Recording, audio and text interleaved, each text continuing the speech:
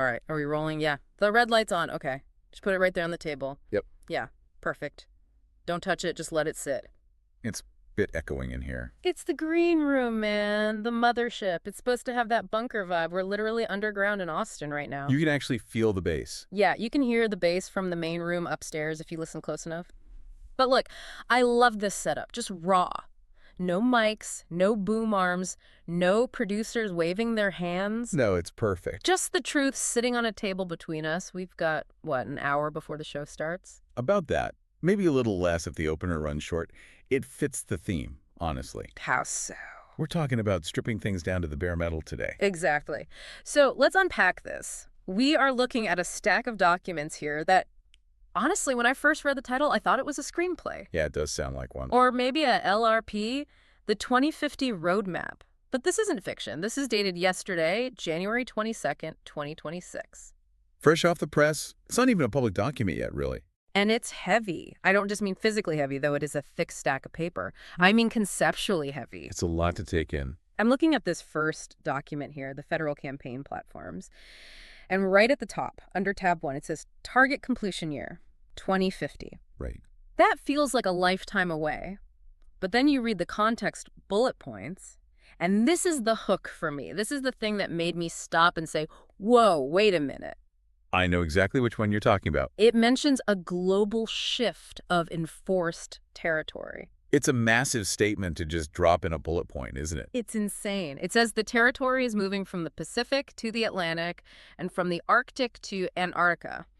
What does that actually mean? I mean, that's the billion-dollar question. Because when I hear shift to Antarctica, I'm thinking penguins and ice researchers. I'm not thinking global superpower strategy. So if you look at the geopolitical landscape implied here, they're talking about a fundamental restructuring of where value and power sit physically on the planet. For the last 50, maybe 60 years, the entire focus of the Western world has been the Pacific Rim. Sure, trade with Asia, tech manufacturing, all of that. The military buildup in the South China Sea, that was the board game. This document is suggesting that by 2050, the center of gravity shifts back to the Atlantic and, crucially, down to Antarctica. But why Antarctica? Is it the resources? Is it the ice melting? What's the play? It's likely a combination of resource accessibility, rare earth minerals that are becoming accessible as the ice sheets recede. Stuff we need for batteries and chips. And shipping lanes. If the Drake Passage and the waters around the southern continent become viable year-round trade routes because the equatorial routes are too unstable or too contested, the map changes. So the whole board we're playing on is literally changing. The pieces are moving to the bottom of the map. Correct. And the argument this stack of papers makes is simple. You cannot run a 2050 civilization on a 1950 administrative engine. Right. Our government is running on, like, Windows 95. The bureaucracy we have now was built for a world of filing cabinets, typewriters, and Atlantic-centric post-World War II stability. If the world changes physically, if the trade routes move, if the resource centers move, the machine of government has to change structurally. You can't just patch the old software? You have to rewrite the whole operating system. That's a terrifying thought, though. Yeah. Because restructuring usually means chaos. It means things breaking. It usually does. That's why this roadmap is so interesting. It's not proposing a revolution in the streets. It's proposing a refactoring of the code. Okay. And that's where these three pillars come in. We're looking at three specific concepts today that are being rolled out or proposed, not at the federal level first, but the state level, the governor level. Which is smart, right? The laboratories of democracy. If you break something in Rhode Island, it doesn't sink the whole ship. That's the key. This isn't a top-down mandate from D.C. This is a bottom-up rewrite starting in state capitals. The three pillars are the Digital Bill of Rights, Blockchain.FED, and the Automated FED. Okay, let's jump into the one that sounds the most like sci-fi first. The Automated FED. I'm looking at the Governor Execution Playbook, which is a wild title for a government document. It sounds like a football strategy. It really does. The vision statement here is aggressive. 95% reduction in human physical requirements for national administration. It sounds draconian until you read the mission statement right below it. Which is? To fully automate the administration of federal duties while directing human-impacting decisions to the individual state level. See the difference? So explain that to me. Because to the average listener, 95% reduction in human requirements sounds like we are firing the government. Is that what this is? Not exactly. They're firing the paperwork. We have to distinguish between governance and administration. Okay. Governance is leadership, policy, decision-making. That's human. Administration is the friction. It's payroll. It's procurement. It's checking if a form was filled out correctly. It's moving data from database A to database B because the two systems don't talk to each other. It's the DMV line. It's the DMV line. Scale up to $1 trillion level. The proposal here is arguing that human beings shouldn't be doing that. Humans are terrible at that. We get tired. We make math errors. We get bored. We have biases. We lose files. I mean, how many times have you heard a story about the VA losing a veteran's file or the IRS losing a return? Exactly. We lose files. The automated Fed governor execution playbook makes a very sharp distinction. It explicitly excludes the military. This isn't about automating nuclear launches or troop movements, thank God. Okay, good. That's a relief. This is about the back office. The boring stuff. The stuff that makes you want to pull your hair out. The boring stuff that costs trillions of dollars and takes months to process. Think about procurement. If the government wants to buy a fleet of trucks, the amount of human hours spent just processing the bids, checking the compliance boxes, routing the PDFs for signatures, it's astronomical. That can all be code? It should be code. But there have to be guardrails, right? Because if I'm hearing automated government, my brain immediately goes to a dystopian place. Yeah. I'm thinking, okay, a computer decides if I go to jail. A computer decides if I get my benefits. Computer says no, and there's nobody to argue with. And that is exactly what Section 1 of the playbook addresses. It's titled Scope, Guardrails, and Operating Principles. They have a Do Not Automate list. Oh, good. It is bold, and it's right at the top. Let's hear it. What is on the forbidden list? You cannot automate constitutional rights determinations. You cannot automate criminal sentencing. Okay. You cannot automate custody decisions. And you cannot automate a final benefit denial without a human appeal. Okay, that's reassuring. So a robot judge isn't going to take my kids away because an algorithm decided I bought too much liquor last month. Exactly. The core principle listed here is no blank checks. Every automated workflow has an accountable owner. A human. A human being whose name is on the line if the code screws up. If the system fails, you don't blame the algorithm. You blame the human owner of that workflow. It says here, campaign on a simple promise. Automate paperwork, not people. That's a catchy slogan. I mean, that's good marketing. I can see that on a bumper sticker. It's designed to be. But look at the rollout phases. This isn't happening overnight. Section 2 lays out the timeline. Right. Phase 0 is literally right now, 2026 to 2027. Foundation. Right. Quick wins. Help desk co-pilots. Document triage.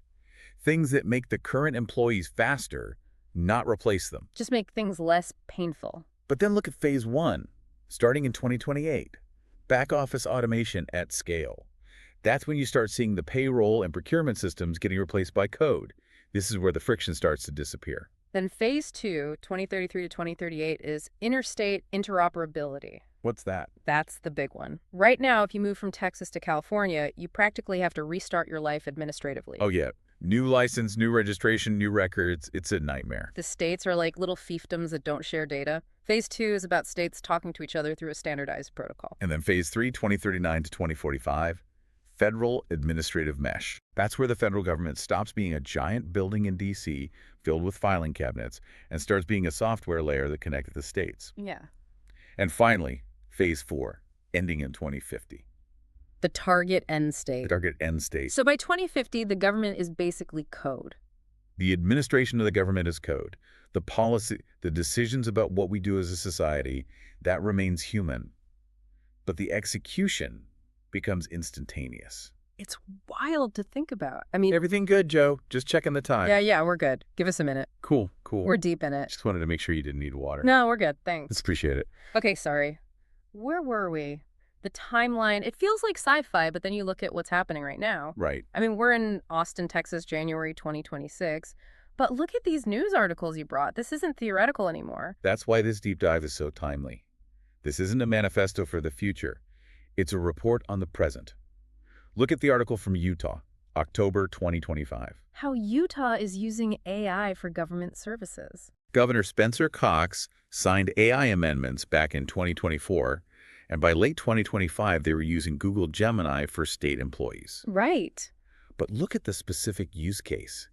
This blew my mind. No. International professional licenses. Yeah, I see that. It says processing licenses for things like nursing was an insurmountable problem because of the language barrier. Exactly. Imagine the friction there.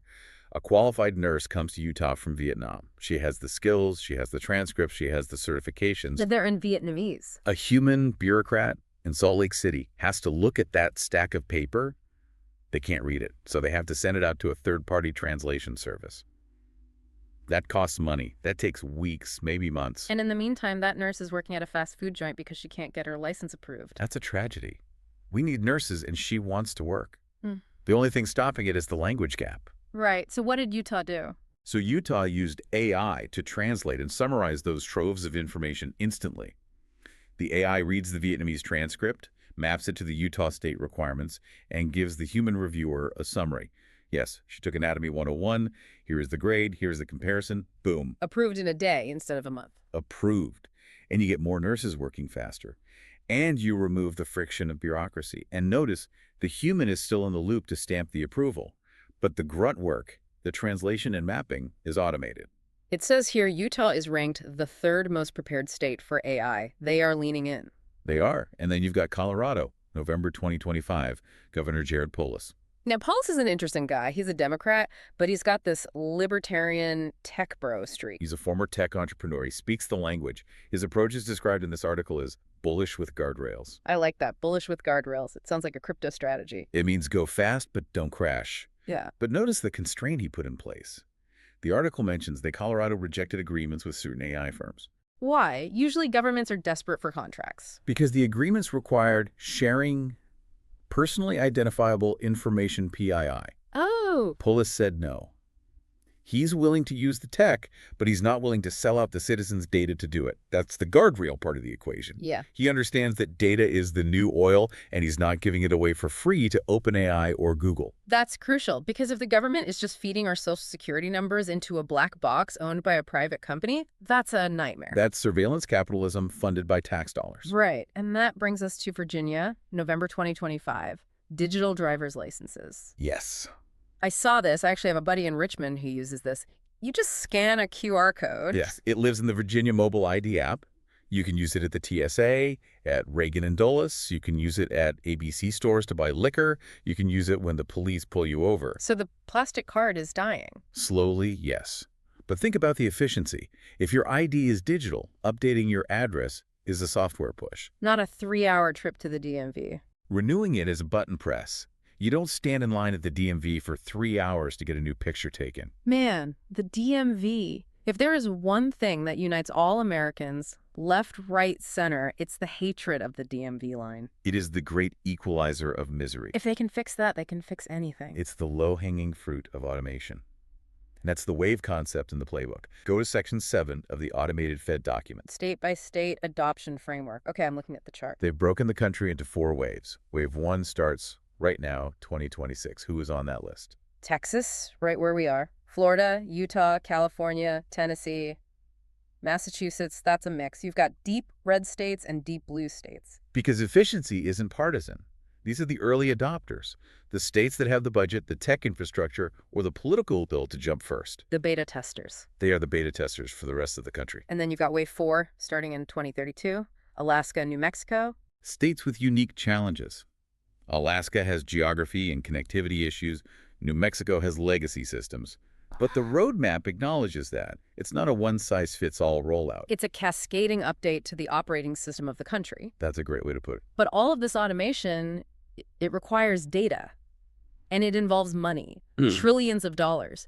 If we automate the flow of money, we need to know where it's going. Which leads us to the second pillar. Blockchain.FED. Following every single dollar. I'm looking at the Blockchain.FED Adoption Kit V0.9. The vision here is, wow, full end-to-end transparency from the source until the final private individual gets paid. This is the antidote to corruption. Or at least the antidote to the black hole of government spending. Right, because right now we pay taxes, the money goes into a massive pot, and then we hear about $1 billion missing in the Pentagon audit, or a toilet seat that cost 10 grand. Or a bridge to nowhere. Precisely. The mission here is that voters need to know exactly how funds are spent. Not just Department of Defense, but which contractor, which project. When was the check cashed? Who cashed it? So if they buy a $500 hammer, I see it. You see it. The kit creates what they call a tamper-evident public ledger. Is this Bitcoin? Are we putting the U.S. budget on Bitcoin? Because that sounds volatile. No, and the document is very careful about that distinction. It specifies vendor neutrality. It doesn't mandate a specific coin or a specific blockchain protocol like Ethereum or Solana. It mandates the standard. It mandates the standard of transparency. It uses cryptographic integrity proofs. Explain that to me. Not the math, but the concept. Why is this better than an Excel spreadsheet? Okay, think of it as triple entry accounting. In traditional accounting, you have a credit and a debit. It lives in your books. Right. In this system, you have a credit, a debit, and a cryptographic receipt that is published to a public chain.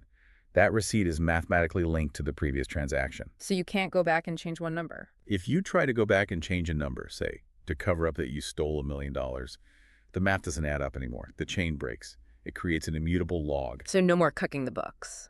Impossible to cook the books without everyone seeing the smoke. It forces honesty through mathematics. But wait, hold on. Transparency is great when we're talking about the government buying hammers, but what about privacy? That's the friction point. If I'm a private citizen and I get a government check, let's say for disability, or a grant due, I want my name on a public ledger for my nosy neighbor to see. Oh, look, Joe got a check for his back problem. Total transparency versus individual privacy. And Section 3 and Section 8 of the Adoption Kit address it directly. They have a concept called the protected payee. Protected payee. Okay. Who qualifies for that? This covers minors, protected witnesses, domestic violence survivors, and undercover law enforcement. Okay, so people whose safety depends on anonymity. Exactly. So their names are hidden. Yes, but here is the catch, and this is the brilliant part. The redaction itself must be logged and justified. What does that mean? It means the government can't just say secret. They have to create a ledger entry that says, we are paying $5,000 to a protected payee. The reason for the protection is Statute X, witness protection. Ah. So you see the money leaving, and you see the reason the name is hidden, you just don't see the name. Exactly. You can't just hide money in a slush fund and call it miscellaneous or black budget. Yeah. You have to cite the specific law that allows you to hide it. It shifts the burden of proof onto the state to prove why they're keeping a secret. Which is a complete 180 from how it works now. It stops... Uganska. Huska. Flayska. Okay. That was Yeah. weird. Clear throat. Okay. Where were we? The ledger. Justification for redactions. Right. The ledger. So it changes the whole dynamic. It changes the default setting of government. Right now, the default is secrecy. And you have to sue... You have to file a FOIA request to get information. A process that can take years. Under Blockchan.FED, the default is transparency, and the government has to justify secrecy. It's a complete flip. But if we do this, Yeah. if we automate the government and we put all the financial data on a ledger, we are generating a massive amount of data about citizens. We are building a machine that knows everything about you, your license, your taxes, your location. And that's terrifying. That's the surveillance state nightmare. It is, unless you have a constitution for the internet. The Digital Bill of Rights. This is the shield. The source document is the Digital Bill of Rights v1.0. And this, to me, is the most important document in the stack. I love the observation here. The old guys didn't know about iPhones. Madison and Jefferson were geniuses, but they didn't anticipate facial recognition, cookies, algorithmic bias, or the ability to track a person's movement 24/7. The mission here is to modernize the spirit of the U.S. Bill of Rights for the age of ubiquitous data. Let's go through these, because some of these are really powerful. Digital Amendment Act. Congress shall make no law abridging speech on digital networks. We've been fighting about this for a decade. Censorship, deplatforming, shadow banning. The text here is specific.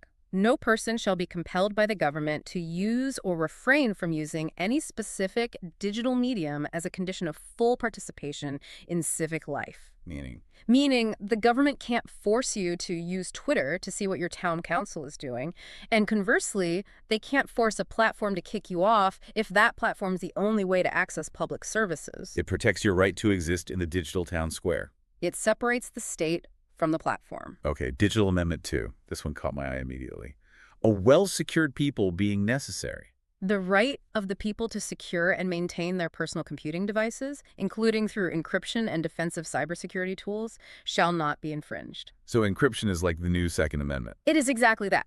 Think about the philosophy of the Second Amendment. It's about the right to self-defense. Right. In the physical world, that means arms. In the digital world, self-defense is encryption. It's the ability to lock your door. Self-defense in cyberspace. I like that. If the government outlaws encryption or mandates backdoors for the FBI, they're effectively disarming you digitally. They are saying, you are not allowed to have a lock that we can't pick. And this amendment says, no, you have the right to lock your digital door, and the government cannot demand the key without a specific warrant. Which is huge, especially with the backdoor debates we always hear. FBI wants a backdoor into the iPhone to catch terrorists. But if you build a backdoor for the good guys, the bad guys find it too. Right. A backdoor is just a door. Exactly. Mathematics doesn't care who walks through it. Which leads right into Digital Amendment the Third. No compelled private infrastructure for mass surveillance. The original Third Amendment was about quartering soldiers in your house, which always seemed like a weird, outdated one. It was about resources. The king didn't want to pay for barracks, so he forced you to house his troops. Digital Amendment Third updates this. Don't put your surveillance code on my server. No backdoors by mandate. The government cannot force a private company like Apple or Google to build a persistent surveillance tool into their product for everyone. They can get a warrant for a specific person, but they can't break the security of the whole system just in case they need it later. That is, quartering their surveillance code in your private device. That is such a smart way to frame it. It's intrusive. It's occupying your property. Then we have Digital Amendment 4, data privacy. This updates papers and effects to include data and metadata. Metadata is the killer. They always say, we aren't listening to your calls, we're just looking at who you called and for how long. Which tells them everything. If you call a suicide hotline, then a divorce lawyer, then a moving company, I don't need to hear the audio to know what's happening in your life. It's the full picture without the conversation. And this amendment says, no, that's a search. If you want my metadata, get a warrant. It treats your digital footprint with the same sanctity as the physical letters in your desk drawer. Digital Amendment V, algorithmic due process. This is the one that connects back to the automated Fed. It has to. If you have an automated Fed, you need protection from it. The text says, no person shall be deprived of life, liberty, property by automated systems without human review. So if the AI fires me, or if the AI denies my bank account because it thinks I'm laundering money, or flags me as a terrorist because I visited the wrong website. You have an absolute right to a human appeal. You cannot be buried by a black box. You have the right to look a human being in the eye and say, the machine is wrong. And that human has the authority to overrule the machine. That is the safety valve. Without that, we're just living in a dystopian novel. We're living in The Trial by Kafka, but the judge is a server farm. And there are these future-aware addenda. What are these? These are fascinating. Look at Addendum C, biometric. Strict warrants for facial recognition and biometrics. It treats your face, your gait, your iris scan as highly sensitive. You can't just scan a crowd looking for trouble without a warrant. It prohibits general dragnet surveillance of public spaces using biometrics. And Addendum E, no secret law in code. This is a profound concept. If the government uses an algorithm to judge you, let's say for tax auditing or parole, the code cannot be a trade secret. Right. You can't say, the computer says you're guilty, but we can't tell you how it decided that because it's proprietary software owned by Palantir. Exactly. If it binds the public must be able to read it. Law cannot be a secret. If code is law, then the code must be open source. So what does this all mean for us?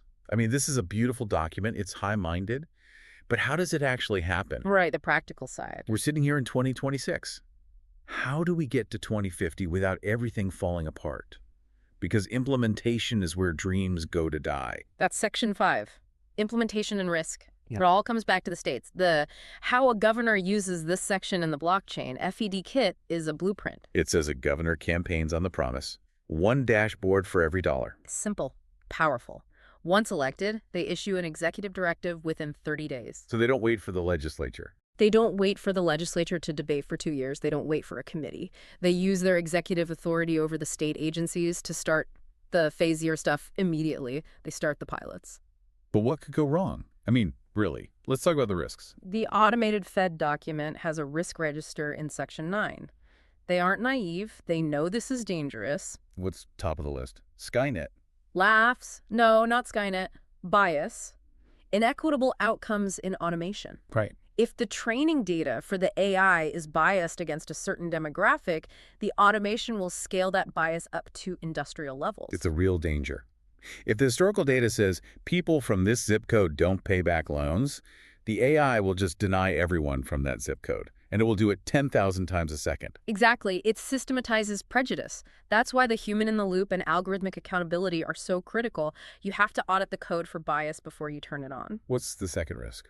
Privacy backlash. People freaking out about the data. Which is reasonable. We just talked about that. It is. If the rollout isn't handled with extreme transparency, if people feel like they're being tracked rather than served, they will revolt. They will reject the digital IDs. They will vote out the governors. It creates a legitimacy crisis. And then vendor lock-in. This sounds nerdy. This is the boring one that actually destroys budgets. Getting stuck with one software company forever. The Oracle problem. Right. You spend $1 billion implementing a system, and then they raise the price 20% every year. And you can't leave because they own your data format. You are held hostage by your software provider. So what's the fix? The playbook mandates open standards. You have to build it like Lego so you can swap out a piece without breaking the castle. It's smart. It's actually treating government like a modern tech stack. Modular, interoperable, staff member 2. Joe, 2 minutes. Got it. We're wrapping up. Thanks. 2 minutes, okay? Okay, we're on the clock. Let's bring this home. Synthesis time. Let's do it. We have a plan here, a 25-year roadmap. We automate the boring stuff, the paperwork, the filing, so that the government actually works. Right. We track the money with crypto-level security so we know where every dollar goes. Yeah. And we protect our digital brains with the new Bill of Rights. And it starts now, January 2026. Wave 1 states are moving. Texas is moving. This isn't a wish list. It's a project plan. It's ambitious. But when you think about that first point we made, the global shift. The territory moving. If the physical world is shifting, if the power centers are moving from the Pacific to the Atlantic, from the Arctic to Antarctica, maybe the government has to shift to survive. Maybe it's not a choice. Maybe the old machine just can't drive on the new roads. Adapt or die. That's the rule of nature, and it's the rule of nations. If the map changes, you need a new compass. This is the compass. It's wild, man. The future is just code. Yeah. Jamie, cut it.